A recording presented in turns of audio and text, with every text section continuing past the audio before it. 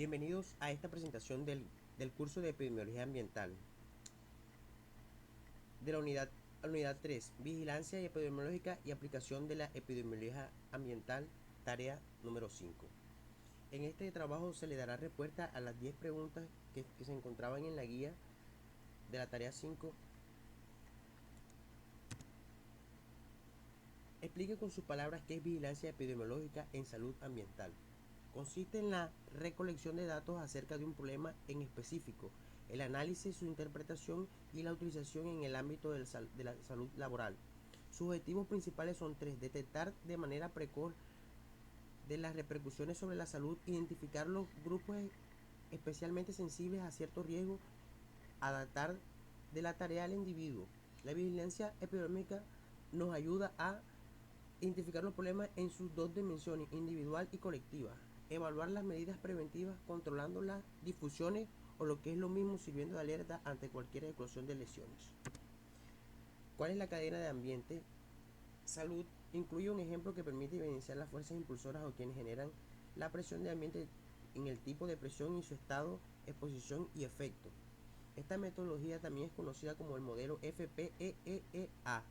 Es una herramienta para entender la complejidad de las relaciones entre salud y el medio ambiente para poder identificar mejor el problema y puedan adoptarse mejores acciones para la promoción y la prevención.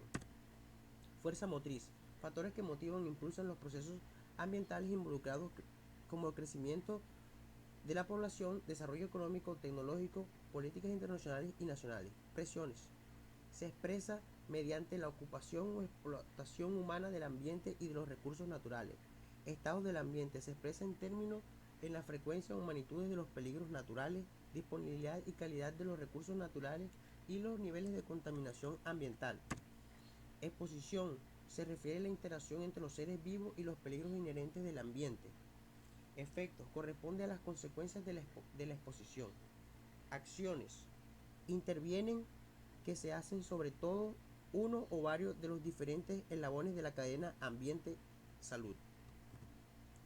¿Qué tipo de elementos son normalmente incluidos en la vigilancia epidemiológica en salud ambiental? Agua para el uso y consumo humano, contaminación del aire, contaminación del suelo, desastres naturales y tecnológicos, contaminantes ambientales y sustancias químicas, accidentes con mercancías peligrosas, efectos de los factores físicos, radiaciones ionizantes, factores de riesgo biológico. ¿Cuál es la información que se necesita como mínimo para la vigilancia epidemiológica en salud en ambiente?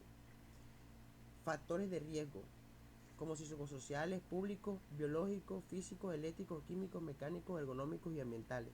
Características especiales del medio ambiente: en qué tipo de sustancias están, en situaciones están las personas. Personas expuestas, número de personas. Efectos adversos para la salud: podríamos encontrar enfermedades o accidentes laborales. ¿Cuál es el procedimiento de la vigilancia en salud ambiental? Enumere uno a uno las acciones principales: recolección de datos, el procesamiento de los datos recogidos, desarrollo de indicadores de los sistemas de información para la vigilancia de salud ambiental, análisis e interpretación de los datos, recomendación de las medidas de control, promoción de las acciones de control, evaluación de la eficacia y efectividad de las medidas logradas, difusión de la información relevante, acciones educativas y directrices. Enumere como mínimo un ejemplo de vigilancia de salud ambiental por desastres ambientales. Casos de enfermedades transmitidas por alimentos debido a tormentas tropicales o fuertes lluvias incrementan los niveles en cuerpos de agua que actúan como criaderos o medios de transporte de bacterias. ¿Cuáles son los 10 principales factores de riesgo ambientales en Colombia? Los principales factores de riesgo en Colombia, según el Instituto Nacional de Vigilancia y Control de la Salud Pública, son enfermedades transmitidas por alimentos, fiebre tifoidea y paratifoidea, hepatitis A, cólera, intoxicaciones por sustancias químicas, intoxicaciones por plaguicidas, intoxicaciones por medicamentos, intoxicación por metanol, intoxicación por solventes, intoxicación por sustancias psicoactivas.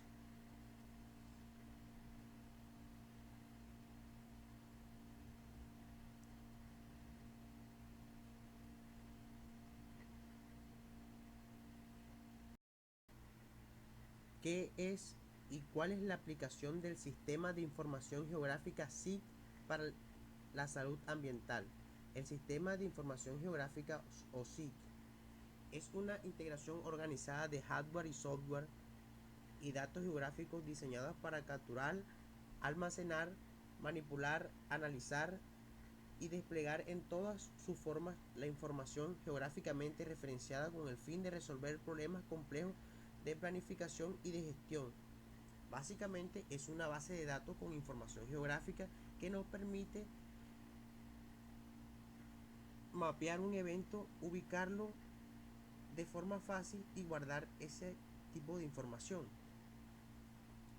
Existen muchos ejemplos para estos casos de estudio. Uno serían los mapas de ruidos que utilizan algunas ciudades como Bogotá. Sus principales funciones serían localización, condición, tendencia, rutas, pautas y modelos.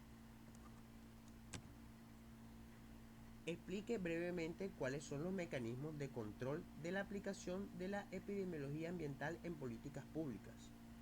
Se refiere a las acciones orientadas al bien común como instrumentos o métodos específicos que regulen las relaciones entre las exposiciones determinantes, entorno, las personas y algunos mecanismos de control son,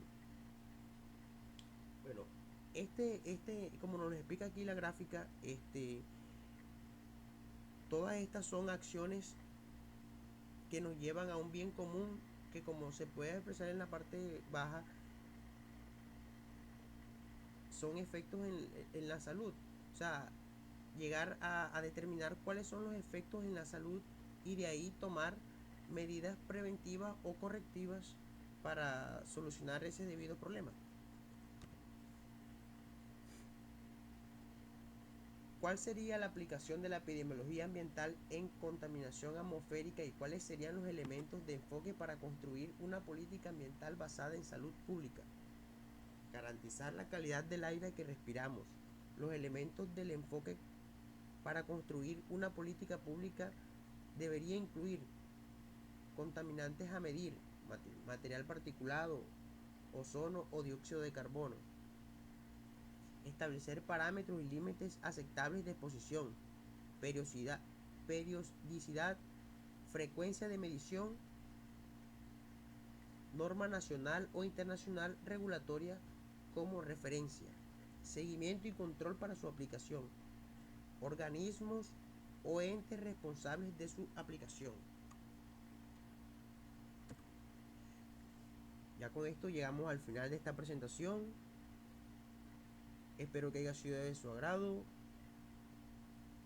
Muchas gracias por el tiempo prestado.